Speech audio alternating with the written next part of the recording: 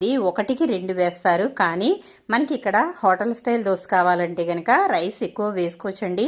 కాబట్టి నేనైతే 3 గ్లాసుల వరకు బియ్యం అయితే వేస్తున్నాను. అంటే 1 గ్లాసు మినపప్పు అయితే 3 గ్లాసుల వరకు బియ్యం అయితే తీసుకుంటున్నాను. ఈ విధంగా బియ్యాన్ని తీసుకున్న తర్వాత ఇవి 1కి 2 సార్లు శుభ్రంగా కడుక్కుని బియ్యం అనేవి బియ్యం నానబెట్టుకోవాలండి. ఇవి ఒక 4 గంటల పాటు నానితే సరిపోతాయి.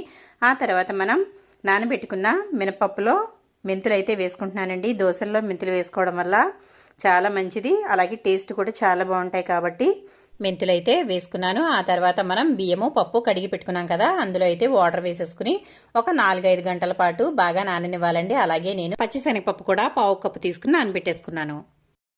మనం పప్పు బియ్యం తీసుకున్నాం కదండి, నానబెట్టుకున్నాం కదా. ఇప్పుడైతే ఇవి గ్రైండర్లో వేసుకుందాము. గ్రైండర్లో వేసుకునేటప్పుడు ఎప్పుడైనా సరే ముందుగా బియ్యం వేసుకోవాలండి. ఎందుకంటే